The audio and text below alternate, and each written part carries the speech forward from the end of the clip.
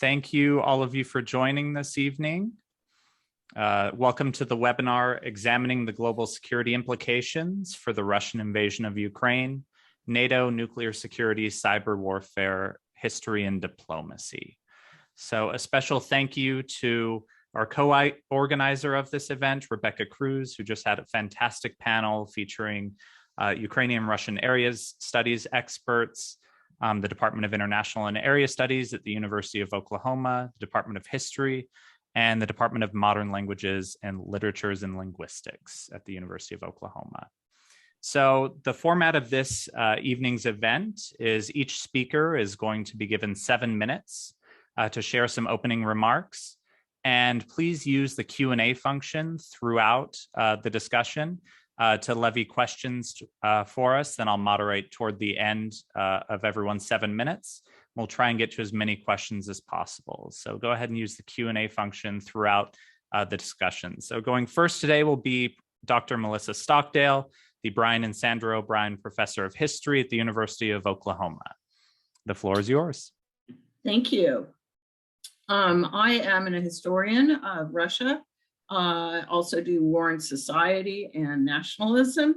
I've put together a brief PowerPoint, which I wish to share with you, which is mostly focusing on the shared relationship of Russia and Ukraine. And let me see if I can get this started. A few days ago, February 23rd to be exact, Russians watching Russian TV were treated to a very strange, rambling 1 hour sort of diatribe manifesto by President Putin, where he made a couple of claims. One saying that the Ukraine was the creation and gift of Lenin, not really a country that had existed before. He went on to say that it wasn't really an authentic country, and that it was part of Russia, had always been part of Russia, and essentially was going to be part of Russia again. And we see on this slide Lenin, a map of Ukraine in the year 1922, which was when the Soviet Union formally came into being. So here is the map that was shown on television, and it shows dates. And it says that, the yellow in the middle is sort of historic Ukraine. Then we have things that are labeled the gift of the Russian Tsars, the gift of Lenin, the gift of Stalin, the gift of Khrushchev, with dates. And these are the formation of the boundaries of Ukraine. So this is kind of a very strange and historically inaccurate foundation narrative that he was going with. Interestingly, here is a map that is essentially making exactly the same story. Territories annexed to Ukraine by the Tsars, by Lenin, by Stalin, by Khrushchev, starting with that same little tiny bit of orange in the middle, allegedly Ukrainian territory. And this map has been around for at least 7 years, because I have had it and shown it to classes for that long. And in fact, I wouldn't be surprised if it was generated in 2014, right about the time that Crimea was annexed by Putin. We don't really know for sure, but it presents a very false narrative, really, of sort of how Ukraine came into being and the whole idea of nationhood of Ukraine. Now, this is quite a different map. It comes from the Encyclopedia, I want to say Britannica, I'd have to double check that. But it basically sort of gives you a snapshot of what Europe looked like in 1700 CE. It reminds us that many of the countries we are accustomed to thinking about did not exist as countries at all at that time. And I think they've traced the outline of the modern borders of the independent sovereign Ukrainian state on the lands that they would have risen out of. And so we see Muscovy Rus, We see the old Polish-Lithuanian Empire, including Saxony, and we see the Ottoman Empire when it still had a very sizable presence in Europe. Reminds us just how big a state Ukraine is today, but also these sort of three tributaries from which modern day Ukraine comes. Now, this map shows us the actual common origins of the modern Russian state and the modern state of Ukraine, which is part of why it's a complicated story. They both hail from the Principality of Rus, which came into being in the 8th century. This map is from the 11th century. It shows sort of these loosely affiliated things. Kiev was the capital. Moscow was not even mentioned or on a map before 1120. It was kind of a far-flung outpost latecomer. But the fact that Russia traced its ancestry to this Kievan principality, however tenuous the connection, and that Ukraine does as well, shows us that there is a genuine conflation of origin stories, origin capital, territory, even though Russia would not have control over this territory for many centuries before it began resuming it, and that there was not a state called Ukraine. That comes from the word Ukraina, frontier. It's a name the Russians gave to it. So now let's look at a Ukrainian map as opposed to a Russian map.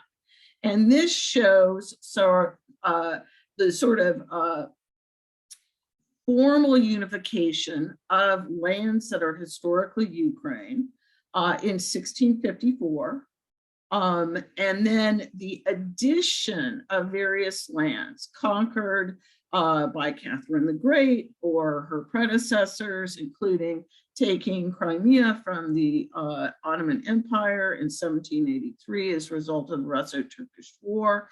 We can see that the westernmost part of Ukraine is coming from different historic lands, and that we have, again, this is a different view of that encyclopedia view of seeing the tributary national or imperial entities from which Ukrainian peoples came.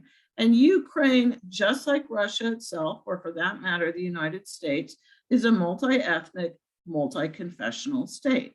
It includes ethnically Great Russians, Poles, Cossacks, Jews, and other people as well.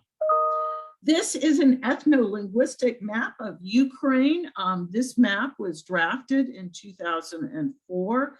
It shows a modern version of that multi-ethnic, multi-linguistic entity that we're talking about. Orange are people who are Ukrainian or Ukrainian speakers. The various blues are Russians. Now, when Ukraine was part of the Soviet Union, it was propagandized heavily as being a voluntary sort of friendship or union between Slavic, sisters or brothers, which you can see from these 1954 posters celebrating the 300 years of their voluntary unification. But I want to end on this slide, which is a different view of Russia, its relationship with Ukraine, its relationship with former parts of the Soviet Empire. And this is an idea called Russian world, Ruski Mir. It has been around for a while, but it seems that it's something that President Putin has been embracing a little bit more emphatically of late. It has the benefit of constructing a Russian world primarily on the basis of language and shared culture. It is both post-imperial and supranational. And so to conclude, I would say that there is both a historic element of Russia and Ukraine having been part of the same state, but there is also a newer and more expansive view that Putin was putting out as of this week, talking about a Russian world, a legitimate area of Russian interest, territory, civilization, based on culture, based on language, which would allow him to kind of negate as much territory or past as it feels convenient to say that Ukraine is still part of the world that Russia leads. Thank you. Thank you so much for such a fascinating and insightful discussion. I think we all learned a lot from that, Professor Stockdale. Next up, we have Rob Andrew. He's an adjunct instructor in the Department of International and Area Studies at the University of Oklahoma. The floor is yours, Rob. Thank you, John. My name is Rob Andrew. For those of you who don't know me, I am an adjunct instructor here now at OU. My background is I was a Foreign Service officer with the U.S. Department of State and an Army officer before that, and I retired recently a couple of years ago after 30 years of government service. My time, I actually did a tour in the Foreign Service in Moscow from 2005 to 2007 as a political military officer. So I'm kind of very familiar with various issues that have come up recently.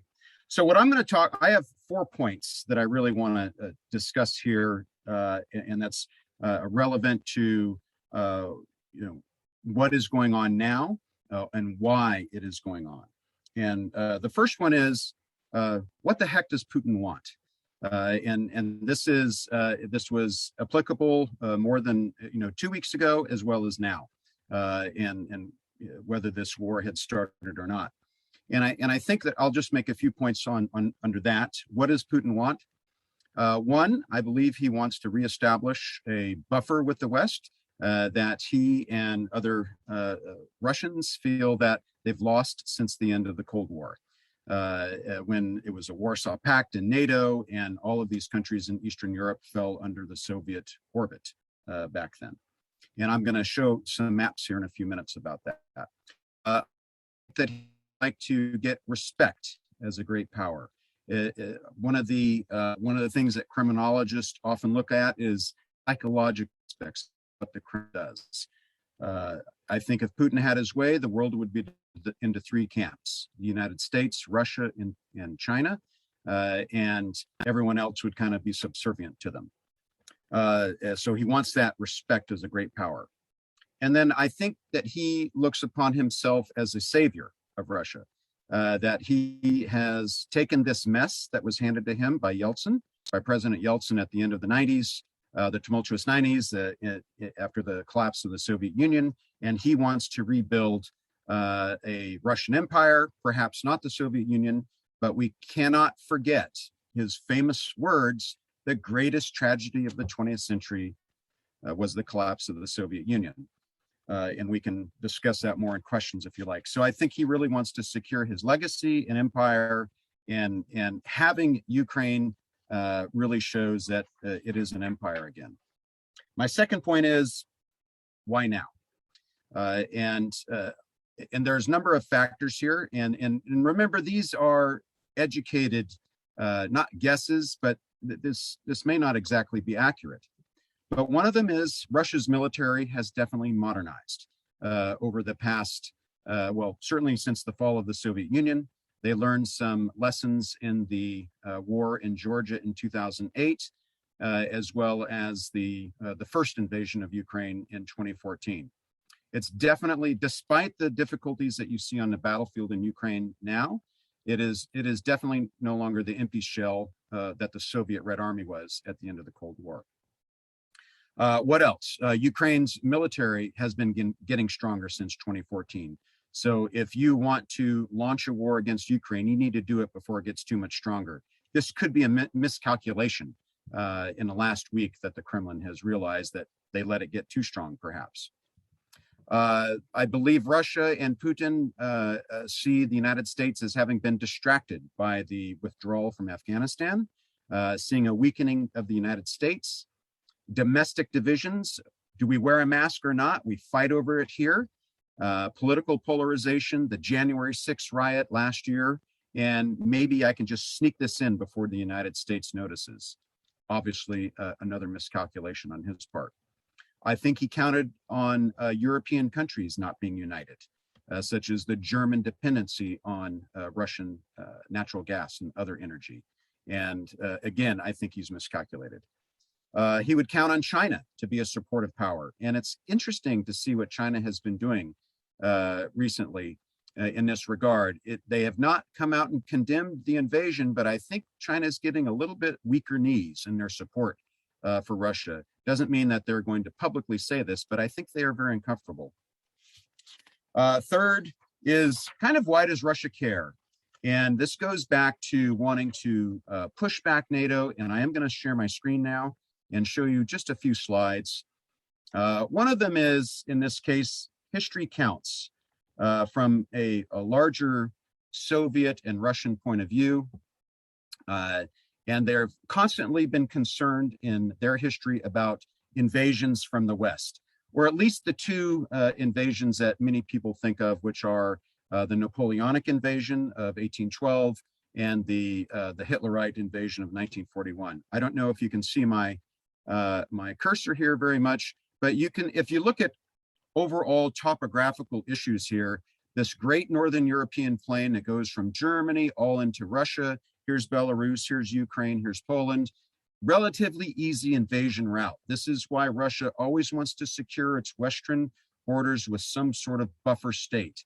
You can see here the Alps, the Carpathians, and the Caucasus Mountains. These are not really too realizable. It's once you get into northern Germany and Poland, you've got this route to be able to invade. So Russia wants to have trade space for time in any military conflict. Next slide here. So speaking of NATO and NATO expansion, what is all of this about? If you direct your attention to the map on the right, this is what the map looked like at the end of the Cold War. Here's the Soviet Union. You have Eastern Europe here in the Warsaw Pact, the Soviet bloc, and then you have NATO here essentially in green. And this was quite a comfortable buffer zone for the Soviet Union and for Russia, of course, in this particular case. And they see this, this is, gives us plenty of time in case the West Germans rearm and attempt another invasion.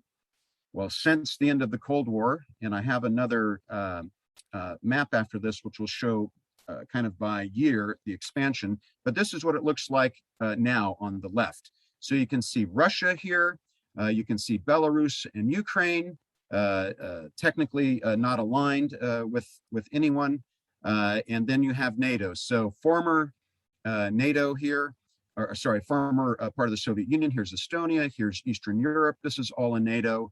Russia sees this as a threat, this expansion of NATO to its borders.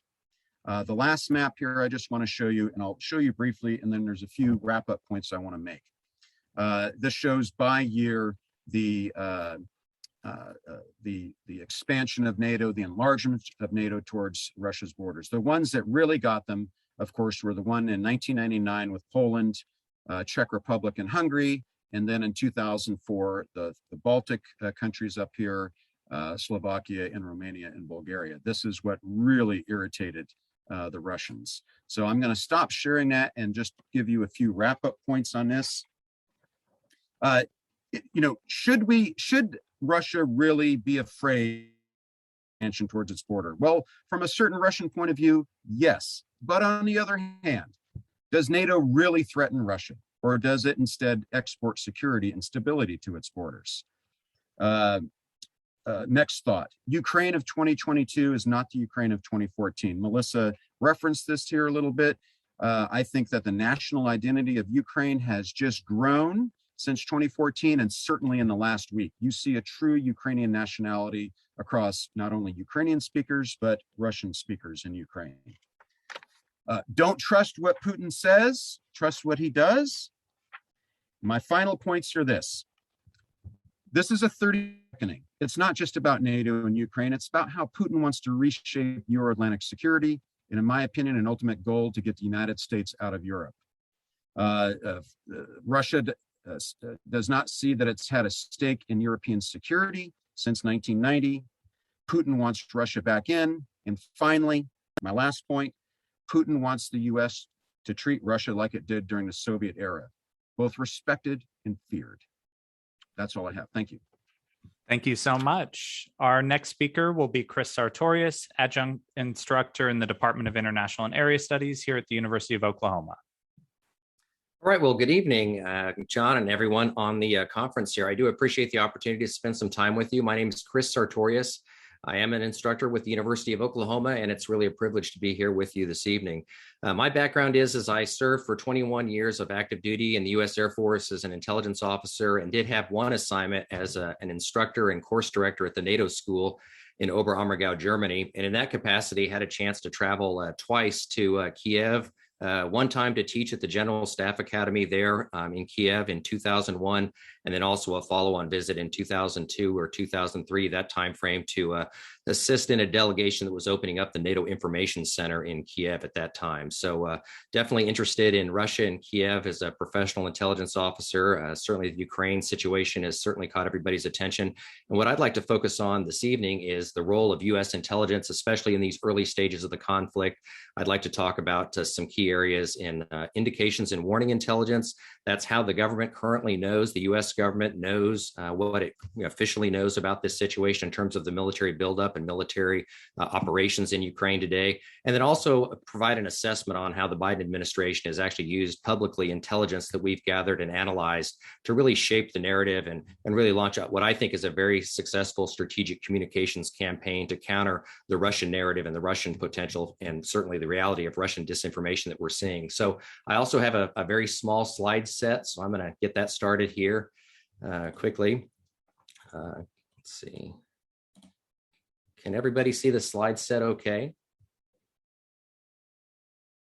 Okay, so let me keep rolling here. So this will be kind of the three-part talk here. Part one talks about just the concept of indications and warning intelligence. The second part will be the Biden administration's use of intelligence. And then finally, three will be a final kind of an assessment.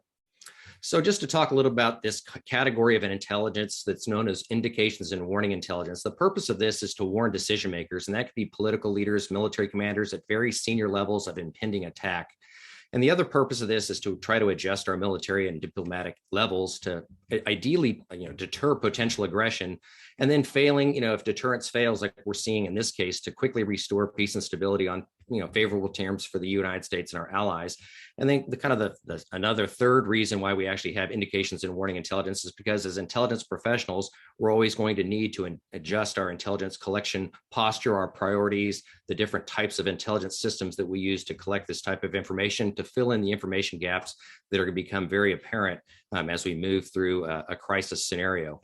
And the way we do this, and really the Defense Intelligence Agency and the Central Intelligence Agencies are really the leaders in this type of doctrine in terms of developing methodologies for indications and warning intelligence. And that's whereby we predefine potential indicators. We look at history. What have other armies done, other militaries done when they launch a very large scale force on force attack against one of their neighbors? We have that historical record that we can go back and look at and try to see what the signatures were that basically predated the attack itself. And then we make a catalog of those indicators. We monitor those indicators through a very targeted all-source intelligence collection strategy. And then we use that intelligence to assess the current situation, analyze the intelligence, and then we finally disseminate warning to senior U.S. and allied military decision makers, and as well as political leaders as well. So these are some of the different collection sources that we use for an all-source collection strategy. We're certainly using imagery intelligence from classified overhead satellite imaging systems. You've also probably seen a lot of really good, high-quality, high-resolution Maxar satellite imagery in the open sphere. That's a great source for sure. We're also using signal intelligence from Russian land-based, sea-based radars, and also communications intelligence that we're gleaning. And we're also using human intelligence. That's mainly the purview of the Central Intelligence Agency to develop human assets that know the intentions of the Russian military and political leadership.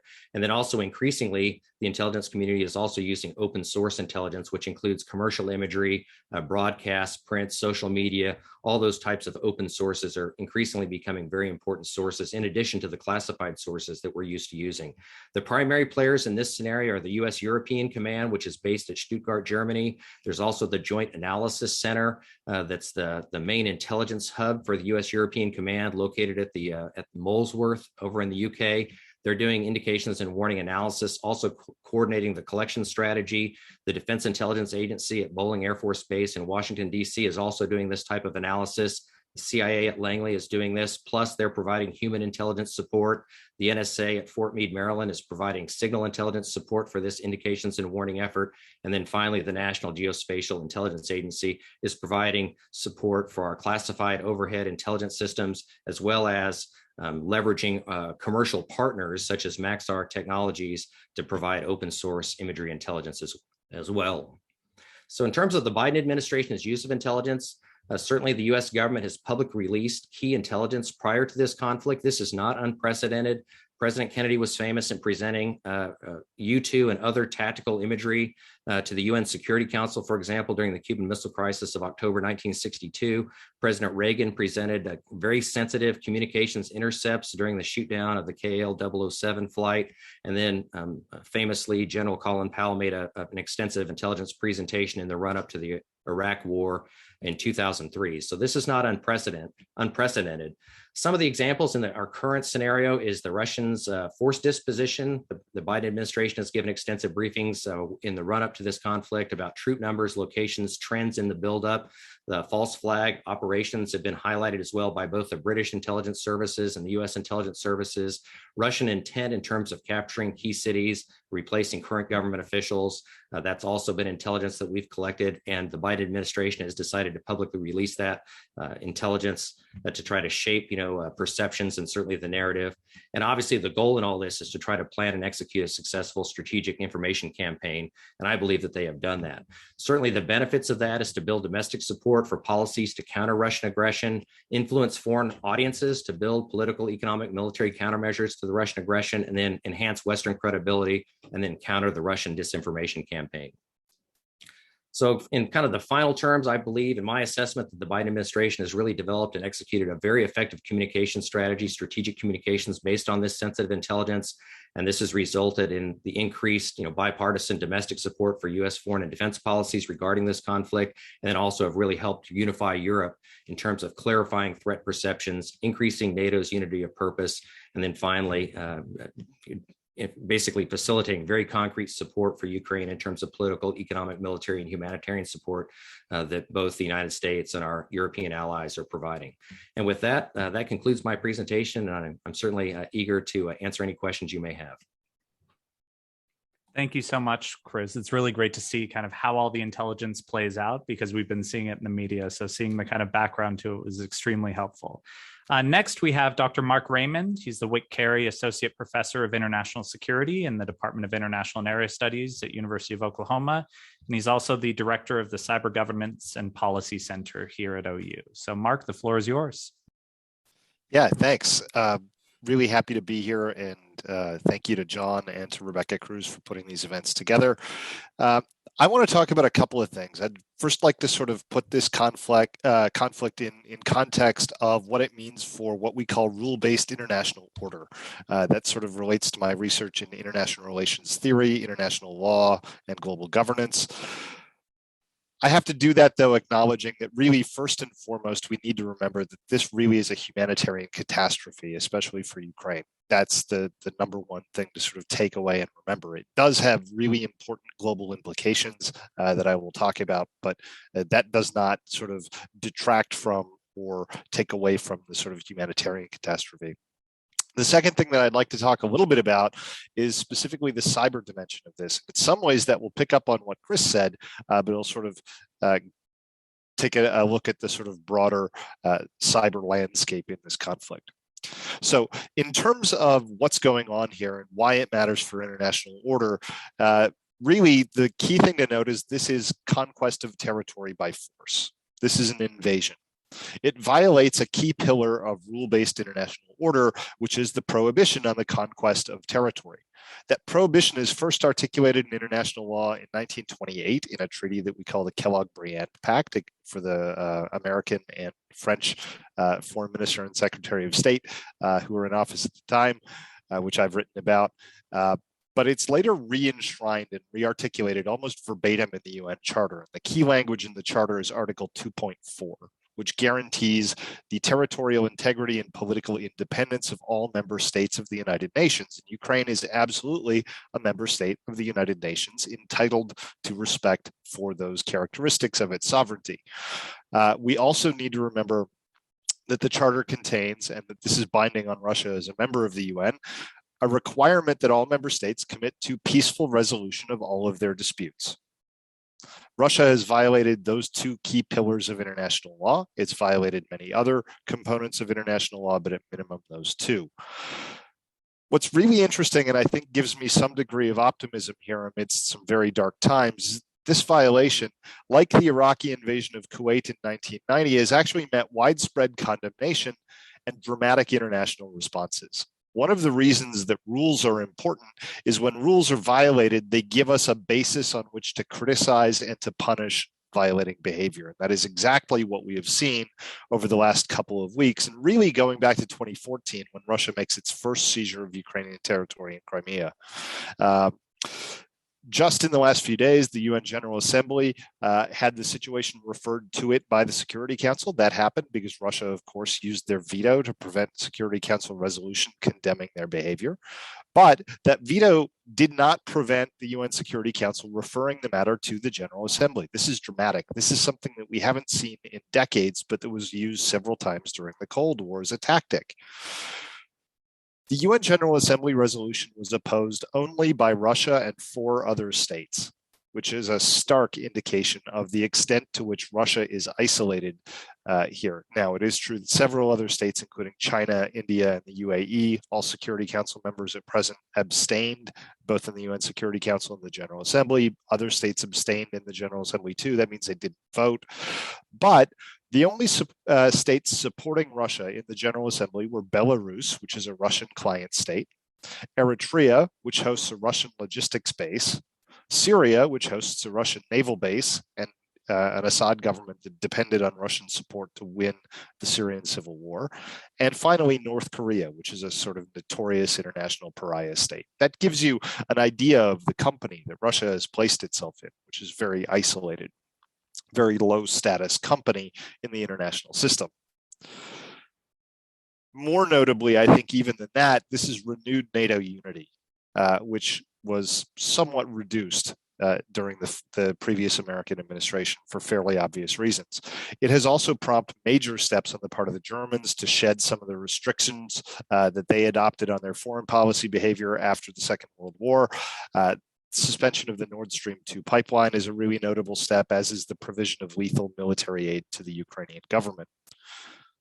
We've also seen some really innovative sanctions behavior, especially the sanctions on central bank reserves of the Russian government, which was pioneered by Canada with the support of Ukraine, of the UK, rather, which convinced their American and European allies to take that step to support the Ukrainian government. Recently, we've seen asset seizures of sort of high-profile assets like super yachts and other kinds of things. We're going to see seizures of bank accounts and real estates and business assets as well. A Russian billionaire has announced that he will sell the Chelsea Football Club, which he owns in the United Kingdom, which is a major asset. We've also seen broader corporate divestment and market withdrawal choices. So BP has announced that it will sell its stake in the Russian oil giant. Apple has announced that they will not sell their products anymore in Russia. Some technology companies have suspended their services. Russia finds itself isolated and badly economically damaged already, and it also finds itself domestically divided. This is not a popular war, even among the Russian people, who understand what a big moral violation this behavior has been. So that sort of takes us through the implications for international order. And really, there's a positive story there about the defense of that order by people all around the world, very much including in Russia, at great personal risk. Now, one of the sort of issues we've gotten used to hearing about and that I do research on as well is cybersecurity. We've heard that this was going to usher in cyber war. This would be the first large-scale use of cyber tools in a military conflict. It's actually turned out, at least so far, not to be the case. That's kind of been an underwhelming dimension of this conflict. We have not seen the large-scale deployment of malware, malicious software, in order to cause physical damage, injury, or the loss of life. While that surprised a lot of people in the news, perhaps some people in government, it's actually not a surprise from the perspective of people who study cybersecurity. This is largely consistent with what our research literature led us to believe. The basic story here is that while cyber means are incredibly useful for espionage, and also quite useful for politically destabilizing other countries, as Russia has shown, they are very poor tools of coercion. There are several reasons for that. First, they have a very long deployment time. Implanting malware in systems takes a great deal of time. It's a very costly effort. It's a very difficult effort, especially for well-defended critical systems. And remember that Ukraine has been dealing with a constant cyber barrage from Russia for at least the last 8 years, likely more than that. That's given them a lot of practice, and it's meant that there's kind of an ongoing cat and mouse game there. They are also single-use weapons. Once you use a particular cyber means, it's going to be defended against relatively rapidly. There's also an opportunity cost to using those things for military purposes rather than espionage purposes. Finally, this is a globally interdependent system. The Russians have to remember that if they use a cyber means against Ukraine, there's no guarantee that it will be limited to Ukrainian targets. It might hit targets in NATO, which is a major escalation risk, and it might also even hit computer systems in their own country. These are notoriously fickle and kind of difficult to target weapons. So the cyber story here really is that we've seen a massive amount of espionage use. We will absolutely continue to see that. We've seen that intelligence really deployed very effectively to combat disinformation. So that's been a reversal of the story from 2016 to 2020, when we were very concerned about Western efforts to respond to Russian misinformation. But we are highly unlikely to see massively disruptive cyber attacks that lead to loss of life. There's a reason that the internet is still working in most of Ukraine today. Thanks. Thank you so much, Mark. I will be your final presenter today. I am an assistant professor of international security in the Department of International and Area Studies at the University of Oklahoma. And today I'll be talking about nuclear issues, this kind of nuclear element that has been in the news a lot recently.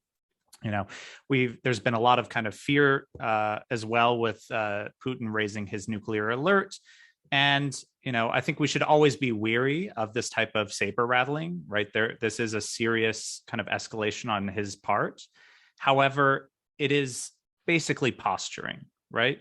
His threat is not believed to be credible, but it's an important signal to the US and NATO that you need to stay out of this conflict in Ukraine militarily.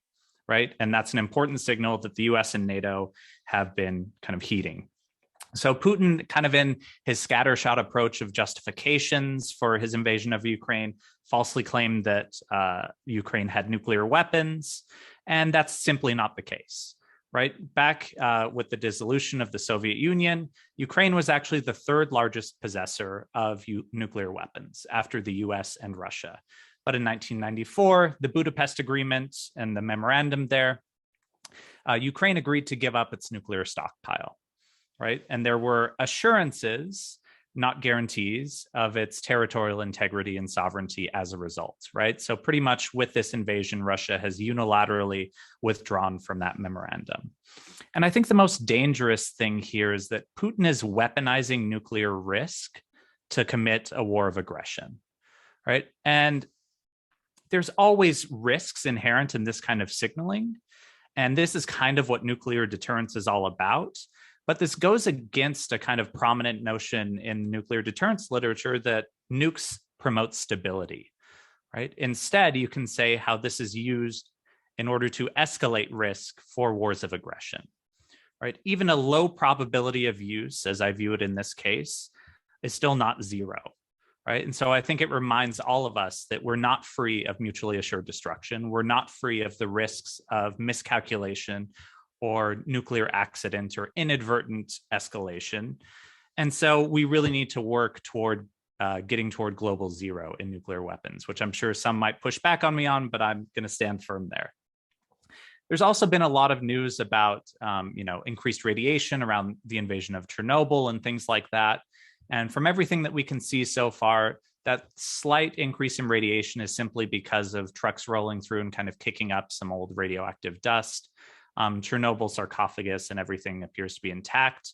I think the bigger danger here in this case is the Zaporizhzhia nuclear power plant in Ukraine. It holds 6 of 15 nuclear reactors, and Russia is moving in kind of pretty quickly on that area. The Director General of the International Atomic Energy Agency is gravely concerned about the possible damage of the cooling core or spent fuel of these nuclear reactors, and has called upon Russia and all the other signatories of the Nuclear Non-Proliferation Treaty to ensure that there are no attacks or accidental attacks on these nuclear power plants. So while Chernobyl makes the headlines, I think the real risk lies in these other areas, both from a possible risk of accidental damage, right, or to personnel that work at the plant being disrupted, being tired, kind of all these other things with these human-in-the-loop systems that can lead to accidents. I want to talk a little bit too about the problem of kind of great powers, right? And so Rob definitely alluded to this a little bit too, and Russia wanting to be recognized as a great power, but Russia still has a nuclear deterrent, which it's using in order to keep the US and NATO out of this conflict, which is clearly a war of aggression, right? I think all of us, to some extent, especially seeing the kind of heroism on the ground of Ukrainian soldiers, want to do more, and in this case, do more militarily, right? And we've been pretty limited in doing that by sending in weapons and allowing for refugees to come in and sending aid and those type things. But it seems as if we will not get involved militarily because Russia and Putin is threatening to use its nuclear deterrent, right? And so this kind of full-scale invasion, I think it caught a lot of us by surprise in the international relations community, because we assumed that Putin would do exactly what he did in Georgia in 2008, right? Which is a quick bombing of the capital Tbilisi, and then taking over about a third of Georgian territory with Abkhazia and South Ossetia, and slowly undermining the government from within by partnering with oligarchs within Georgia, like Ivanishvili, to basically get the prime minister that was favorable to Russia and pursued Russian interests, right? And so, at least from his initial speech, it seemed like he was going to be doing this with the eastern part of Ukraine and then slowly undermining from within. So the full-scale invasion was somewhat of a shock to many of us. I think another shock, too, was the kind of unprecedented global response from financial, cultural, economic sanctions, Switzerland no longer being neutral, right?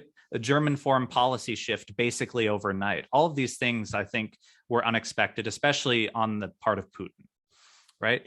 And in committing this crime of aggression, what he ultimately did was withdraw from the NATO-Russia Founding Act, which is an act that the U.S. and Russia agreed to, basically determining certain numbers of U.S. personnel that could be deployed in NATO countries. And so that unilateral withdrawal from that has basically allowed the U.S. to deploy more troops to kind of Baltic countries, Poland, Romania, and kind of on the eastern border. I do believe that Putin will stop at NATO. I do not think that he will escalate the conflict by invading a NATO country. I could be wrong, right? I'm assuming he's somewhat of a rational actor. And that's the real debate in the news again lately that you've all been hearing. He's become increasingly isolated, hiding out in his dacha throughout COVID. And in all the photos of him 20 feet away from everyone else, especially from even his National Security Council.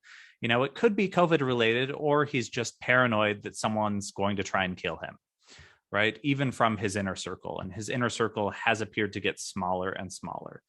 And so is he deranged? Would he use nuclear weapons? I think we have a sufficient enough deterrent to not worry about an all-out nuclear attack on the home front. And even though he has sole authority, there are still plenty of generals within the Russian military that would be required to launch something like that. And I just don't foresee it happening. So students, rest easy overall. The prospect of a smaller, perhaps tactical nuclear weapons use in Ukraine, or a demonstration use perhaps in the North Sea, I think is still a very low probability, but somewhat more likely. right? And how the US would respond to that would be, and how NATO would respond to that would be the ultimate question, right? And so the question remains, how do we de-escalate the situation? Because when it comes to nuclear weapons, you need to de-escalate at every front, right? And that's a difficult thing to do because the gut instinct oftentimes is to respond, right? And in nuclear deterrence, that isn't necessarily the best path to take because it can lead to conflict spiral and escalation that ends in a lot more pain and suffering for everyone. So I want to kind of end and wrap up this session by kind of taking a step back a little bit from a hypothetical nuclear conflict, which we are rightly kind of all worried about, right? But back to the kind of bad consequences on the ground, right? On the ground right now, Ukrainians are dying, right? And it's going to go from bad to horrific, right? The kind of initial hiccups that they've had in the invasion are starting to work themselves out, and things are going to get very hard and very horrific for a lot of people. A majority of deaths will be from small arms, from hunger, from lack of medical care, kind of all these other things. So I don't want to take away by focusing too much on a hypothetical nuclear war from the actual suffering that's going on there right now. So in the end, we can do what we can in the face of aggression. And I've been very impressed with what we've been able to do kind of economically and military aid, et cetera, and just continue to aid Ukrainians in every way possible in this kind of historic, horrible situation. Right, so I'll go ahead and wrap it up there and we'll move to the Q&A. We've got tons of questions. So thank you everyone for kind of filling that. I'll open up the first question I'll pose to Professor Stockdale. Is the idea of the Russian world a recent conception, or does it have older roots? Maybe you could help us contextualize that a bit. Okay, that's a great question. There has always been, I think most specialists on Russia would agree, a tension between Russia as imperial power. It has been an empire since the 16th century, but formally since 1689, and Russia as a nation. And there are some people who believe Russia never became a nation. It never could disentangle itself from its imperial identity. I don't happen to agree with that. But certainly the idea of a Russian civilization, a Russian sort of a sphere that is not merely territorial or hard power, but that stems from its unique position poised between Europe and Asia, unique bearer of Orthodox Christianity and so on. You can go back deep into Russian history and find something like that. As far as something that you start seeing Russian strategists talk about though and stuff, it's pretty recent. There's some nice writing on it by Marlene Laruelle, by Fiona Hill, and by the Russian I cited Igor Tabarov. And so they kind of flesh that out. I think that is Ruski Mir it is a more recent construction. Thank you so much. I'll open this up to somewhat everyone, but especially Rob and Chris. Do you feel that the annexation of Crimea in 2014 was kind of a testing ground for full-scale invasion?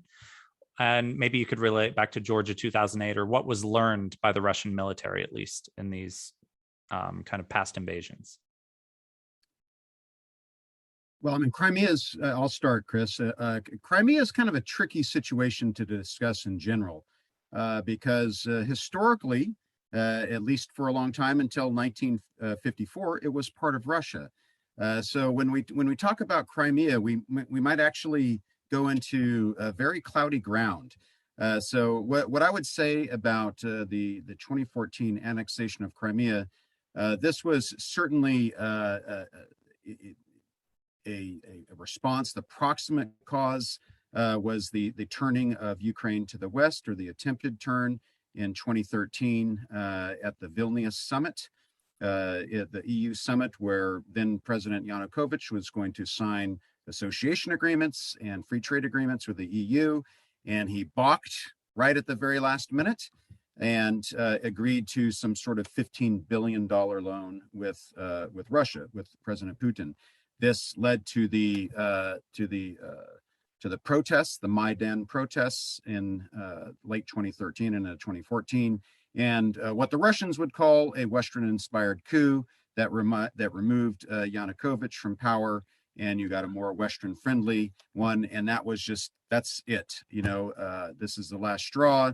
We're going to, destabilize Ukraine. If Ukraine wants to join NATO and or play with the EU, this has just gone too far. We're going to take Crimea. It's been Russian anyways, and we'll destabilize Eastern Ukraine and encourage Russian separatists. And the idea behind that, of course, is to have a territorial dispute. And one of the rules that NATO likes to have before they admit a new member is there's no territorial disputes. Of course, that's false too. There's territorial disputes between NATO members, but like Greece and Turkey, but we brought them in at the same time, so that's okay, right? We pushed that issue to the side, Cyprus and whatnot. So I think that would be my initial response to that. Chris, if you want to chime in there, and in addition to that question, there's another question about the precedent of President Biden's strategy of releasing intelligence. Do you think it was a relatively successful, and do intelligence experts kind of agree with this? And has it been a useful strategy that they could continue using going forward? You're muted, Chris. Yeah. Let me talk. Thank you so much. Thank you for telling me I was muted as well. So in any case, going back to the first question dealing with the military and the 2008 Russian basically invasion of Georgia, that invasion did not go well initially for the Russians. So there were significant command and control problems, logistics problems, things that we might be seeing today as well with kind of the slowdown in the Russian military activities in Ukraine. The Russians tried to learn from that. That was somewhat the birth of their force modernization efforts. That's been facilitated by large amounts of money that's actually been derived from the Russian energy sector. So Putin actually learned some lessons, certainly from somewhat of the initial debacle in 2008 with the invasion of Georgia, to try to modernize the Russian military in terms of technology, and also to reduce the size of Russian forces, to professionalize their military. Certainly they do have conscripts, but a much larger percentage of their force currently consists of professional soldiers. So they have tried to make reforms in the wake of the initial failure in 2008. That being said, the Russians still do militarily occupy South Ossetia, so that campaign was ultimately successful despite the initial setbacks. In terms of what happened in Crimea, that was a totally different scenario in terms of the military situation. That's the headquarters of the Black Sea Fleet in Sevastopol. There was not a lot of fighting that occurred there. In fact, Putin kind of hails that as taking over that area without a shot fired, so very minimal fighting there. So not a lot of lessons to be learned, except for the fact that there were some Ukrainian senior military officers that were probably bribed to basically move over to the Russian side, and that probably facilitated the Russian takeover. So that did happen in a few instances as well, but that was largely a bloodless takeover. So not a lot of lessons learned per se there. But that being said, certainly the Russians are learning. They're going to learn in this conflict as well. So although we see them not reaching their objectives in the timetable that we probably predicted, they are a force that's intelligent, that's going to learn, and we can see that they're probably going to adapt their strategy in the coming days, for sure, in the coming weeks. So this is just the initial phase of this, and they're a learning army. Going back to the other question, dealing with kind of the precedent, certainly presidents have used intelligence in the past to shape public opinion, to shape policies moving forward. I think this has been very successful. I think other intelligence professionals at the senior levels, I've seen Secretary Gates, the former CIA director, Lieutenant General Clapper, the former DNI, they've been on television recently discussing the Ukraine conflict, and they've been largely applauding the Biden administration's use of intelligence and just the general policies that the Biden administration has been pursuing. So I think there's fairly broad consensus across former senior intelligence officers, including Mike Rogers, who used to be the senior ranking Republican on the Intelligence Committee, that have endorsed President Biden's use of intelligence. Lower ranking officers are always very concerned about compromising sources and methods. So if you talk with an entry level or a mid-level career intelligence professional, they're always more concerned with protecting sources and methods, and would probably frown upon the extensive release of sensitive intelligence. But as people become more senior intelligence leaders, they see the broader political uses of intelligence, and they're more acquiescent, let's say, when a president decides to use intelligence for strategic communications purposes. Thanks so much, Chris. Professor Raymond, there's a number of questions about the possibility of perhaps Russia being pushed off the UN Security Council. Would this be effective? What can the kind of UN General Assembly do in this? Are there kind of any teeth there? And what does the literature say about the types of cyber options that may be used against the Russian institutions during this time? So right now it's been kind of limited to economic sanctions, but what are kind of offensive cyber options? Okay, so in terms of the UN stuff, it will not happen that Russia will be removed from the Security Council. Should it, based on their behavior? Arguably, yes. But the thing that we need to remember is the UN's purpose was to bring in all of the great powers. That was the sort of received wisdom about the defect in the League of Nations, which didn't do that because the Soviet Union was largely excluded. Germany had been excluded because of the aftermath of the First World War, and the United States ultimately opted not to join. So the sort of lesson of the interwar period was that we need to have the great powers in the United Nations, even if that comes at a relatively high cost to the organization's effectiveness in certain kinds of political crises that involve those great powers. Now, in terms of trying to look at what the Ukrainians did, it was really fantastic that they sort of started attacking under international law Russia's status as the main successor state of the Soviet Union.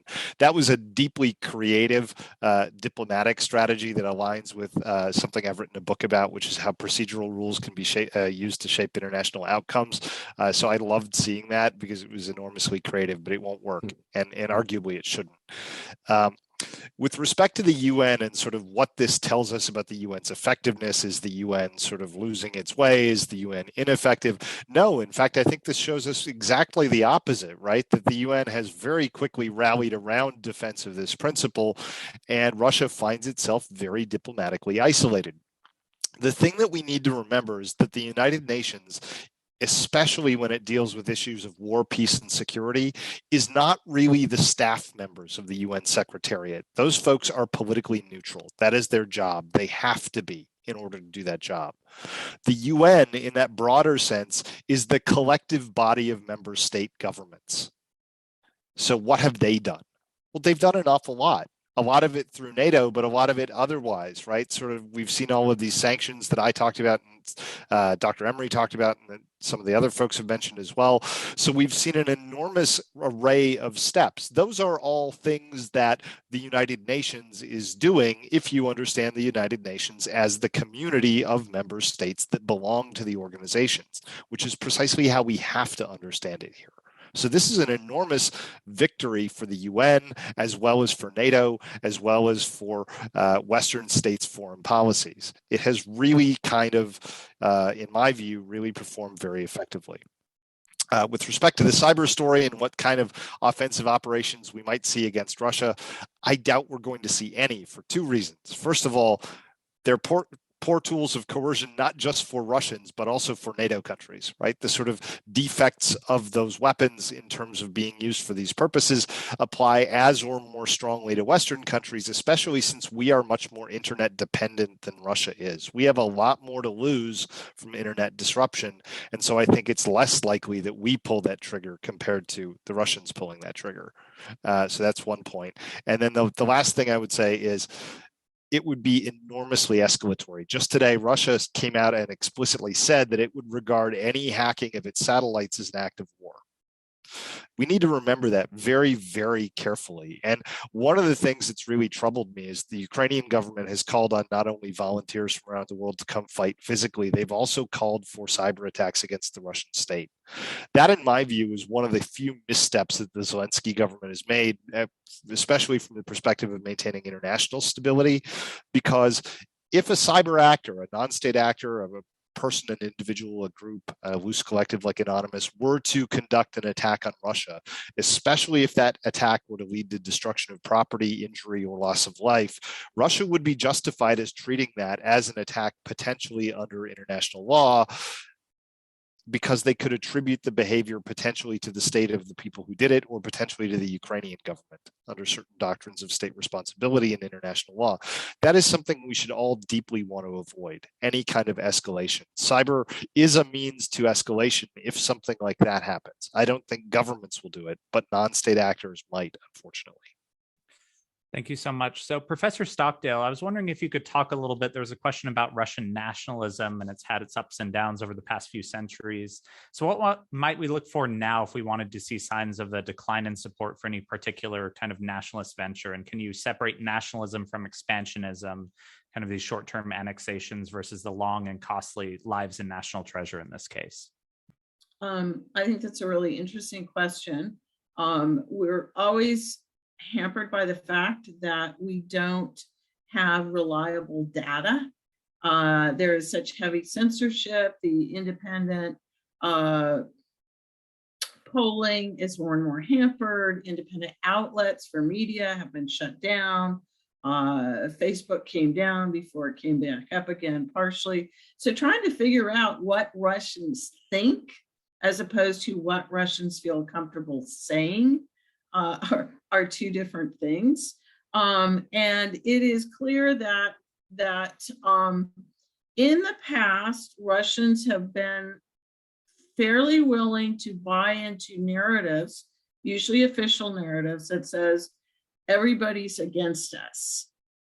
We are being picked on. We are being, teamed up against. That's very much the narrative that the Putin regime is promulgating right now.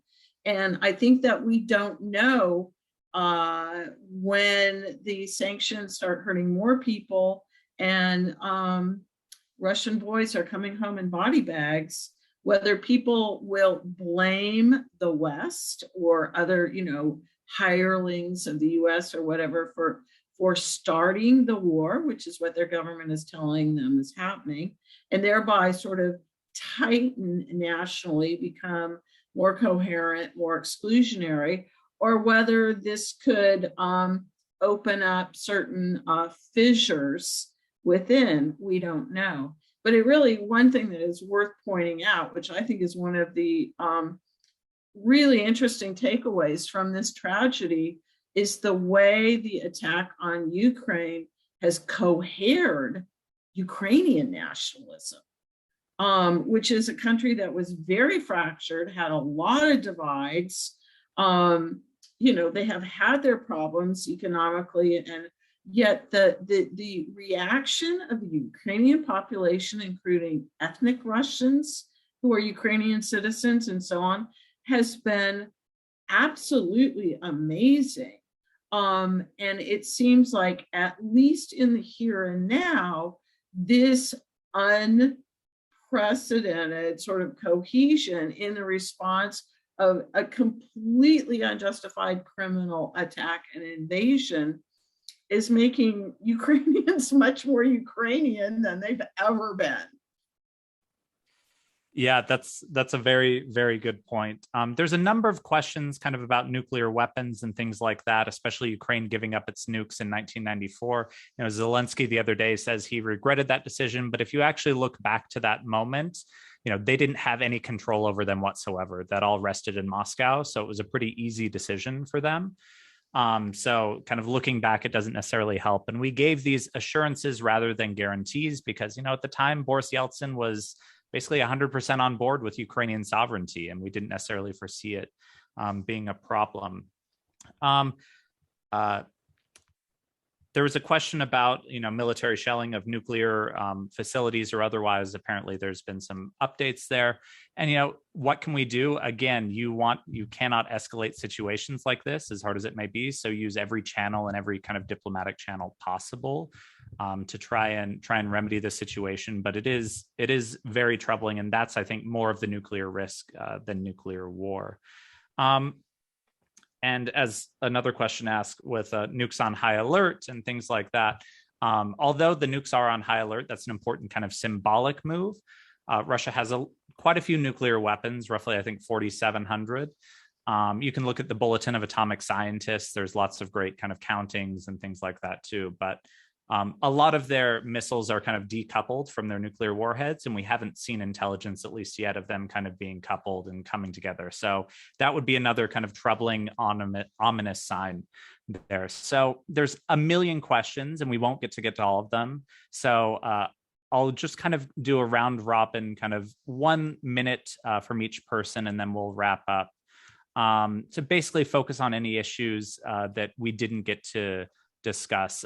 Perhaps a focus on the expansion of NATO. There's a question in there about, what kind of assurances were given and what does that mean, right? And also ideas about attacking more and more civilians now than there were in the past, about the kind of Russian strategy and this kind of 40-mile long convoy running out of fuel. And there's also a question that I think is important about the first TikTok war, right? Kind of having mass open source intelligence and kind of seeing it everywhere in your daily life in a way that you hadn't in past conflicts. So we'll go around the room and kind of give everyone a chance to give their last thoughts. So 1 minute. Rob, you go ahead and kick us off. Sure. As far as NATO and its expansion to the east, there's a lot of misinformation out there, of course, about this. And we were talking about terms like not 1 inch east. We're talking about Secretary Baker back then, Secretary of State Baker, and talking to Gorbachev. There will be no, if this all revolved around Germany and getting East Germany and West Germany to unite, and Germany would become a member of NATO. And Gorbachev signed off on it with the clear understanding no NATO or U.S. troops would be in the former East Germany. There was nothing specific about anything further east and what might happen. We weren't thinking of that back then, of course. I mean, the world evolved, the world changed. And Gorbachev even admits this in an interview some years ago. I don't recall exactly when. So this is something that we need to address up front. It does not make Russians any happier to address that. And they might have a point, but that's not enough time to discuss here. One other thing, and then I'll go, I won't address all of these. In terms of attacking civilians, this is an escalation. And what I think Putin's goal was to conquer Ukraine in 1 to 2 weeks, get the government in there, and that's plan A. And they don't really have a plan B. Plan B, I think, is what is Grozny, where you just destroy the cities and that's it. So that's what I'm afraid might happen if plan A doesn't work. That's all I'll say. Thank you. Chris? There's also a question for you about a no-fly zone as well, and the kind of prospects of a NATO no-fly zone over Ukraine. We've been hearing that a lot in the news. So if you could address that in addition to your final comments. Okay, sure. So I'll talk about the TikTok war. Certainly, the role of open source intelligence is increasing. The intelligence community in the last few years has started a center called the Open Source Enterprise under CIA auspices. The intelligence community has used open source intelligence for decades and decades. The Foreign Broadcast Information Service, a CIA entity, has been in this business for a long time. That evolved into the Open Source Center, now the Open Source Enterprise. So we take that very seriously. And I think over the course of the last 30 years, a lot of decision makers are actually better accepting the role of open source intelligence. It used to be that, hey, if it weren't classified, don't tell me about it because I can get that on CNN.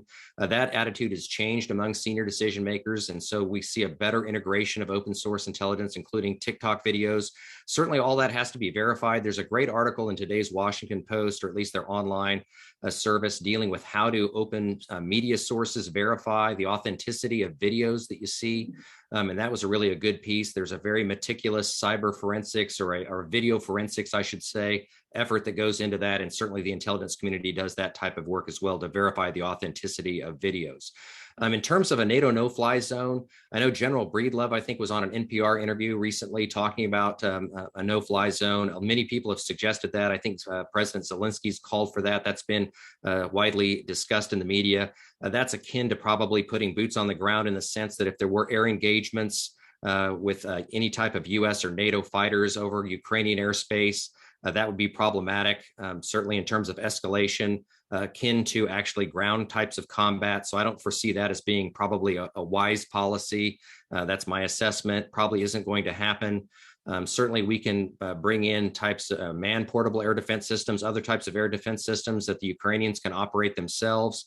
There's also been talk about providing, volunteer fighter pilots and flying, different types of jets. So I've seen that put forward. There's some precedent for doing that in past wars where we have foreign squadrons that are formed to fight air wars. That there's historical precedent for that. However, any type, I think, of direct NATO air involvement, head-to-head combat in the air would be a grave mistake, and we're just not going to head that direction. Yeah, the problem with the no-fly zone is you have to enforce it, and that involves shooting down Russian jets, which is very escalatory. Professor Raymond. Yeah, so I want to echo that point. A NATO no-fly zone here is one of the worst things that NATO could do. It would almost certainly lead to general war between Russia and NATO, and that's just, we have to remember that. The sort of thing I want to focus on is a question that came into the chat toward the end, where someone asks the really important question about sort of moral consistency and why this war, when we don't necessarily pay attention to, for example, they raised the war in Yemen and other kinds of territorial seizures, including by Israel in Golan Heights and other areas. And, there's no great answer to that. The conflict that I would add to that is a horribly overlooked one is in Congo, which has seen a multi-decade, very internationalized conflict that is not purely a civil war and has not been for a very long time, that has led to an enormous number of deaths. And the reality is that, unfortunately, for reasons of political will all around the world, we don't see enough response to any of these kinds of conflicts. Another really uncomfortable truth is we don't really know how to respond. We don't have a very good toolkit for dealing with these kinds of things. And, one of the sort of hard truths about international relations is that sometimes the world presents us with problems that have no good solution. The North Korean nuclear program is another example of a really important international security problem that simply doesn't have a good solution. We might wish that there were one, but we don't have it. Wars in general, and especially civil wars or community level conflicts, often have some of those same kinds of characteristics. We just don't have a good toolkit. In terms of why this war, the easy answer, it's not morally satisfying, but it is true, is that there is much greater potential to escalate to a broader war here, and there is the sort of uncommon presence of nuclear weapons. This is aggressive action by a state that has the world's largest nuclear arsenal. That is a non-ignorable element of this conflict that really policymakers would be derelict if they ignored. And it's tough because it means that we're not doing enough in other places, but this is not something we can ignore. The world can't afford it. Thank you. Professor Stockdale. As a historian, two things that I would like to emphasize, especially as somebody who's studied World War I. First of all, World War I was considered the first propaganda war, and people were very unsophisticated in their consumption of propaganda. They were easily led astray. And I think that there is plenty of disinformation out there. And that everyone should be very careful in not jumping to immediate conclusions. Whatever they are seeing, whether it is alleged things that Nazis in Ukraine are doing or that Russian barbarians are doing, you need to check, you need to verify, you need to assess this critically, because there are people who wish to manipulate you, and they have a lot of resources. Second, I also think from World War I that a lot of people have argued that when Germany invaded Belgium in violation of international law and agreements they had signed to get to France more quickly, that they became an international pariah and that they irretrievably harmed their war effort at that very moment. And while you cannot track historical precedents too closely onto what is going on right now, Russia has rendered itself a pariah state to an unprecedented degree by doing exactly what the Germans did in Belgium. And I think it's going to come back to haunt them. But finally, having said this, the Russian people did not start this war. They did not get a referendum. They did not get to vote. And so I would hope that in deploring the conduct and worrying justly about the human costs that this will visit above all on Ukraine, that we should also remember that the people of Russia did not ask for this, and we should be careful how we think about that. Absolutely. And just to emphasize that point too, in this kind of TikTok era war and things like that too, there's a question about kind of rank and file kind of Russian army and things like that too. When you start to see, some of these Russian soldiers that are captured right by Ukrainians, and they're calling their mothers and things like that, is pretty common, but you realize just how young they are, right? 17, 18-year-olds, and this is not a war of their choosing. And, kind of this is called the moral equality of combatants in kind of just war literature, right? That to the extent that these soldiers, all they can control is their conduct in war, they don't get to choose the wars that they go to, right? And so I think it's important to remember how horrific war is all around, and kind of align our kind of anger and frustration at the proper channel, which is Putin, right? And how this is going to end, I don't think any of us know. There's a lot of speculation, but it's nothing good, right? It doesn't seem like he's going to back down, and it doesn't seem like the Ukrainians are going to back down either. And so we can hope that this doesn't lead to a wider war, but in the end, you cannot forget the kind of human suffering and the immense tragedy that's kind of taking place there. And that kind of helpless feeling that we all have, as much as we're trying to do, we just want to do more. So on that note, thank you everyone for joining us tonight. We had an absolutely fantastic turnout. If you missed the earlier panel or didn't catch all of this one, the recordings will be available after this weekend from the College of International Studies at OU and our YouTube channel. And thank you so much for joining us. And we hope you have a good weekend and try and stay as informed as possible. So thank you to all of our great panelists. It was a fantastic discussion.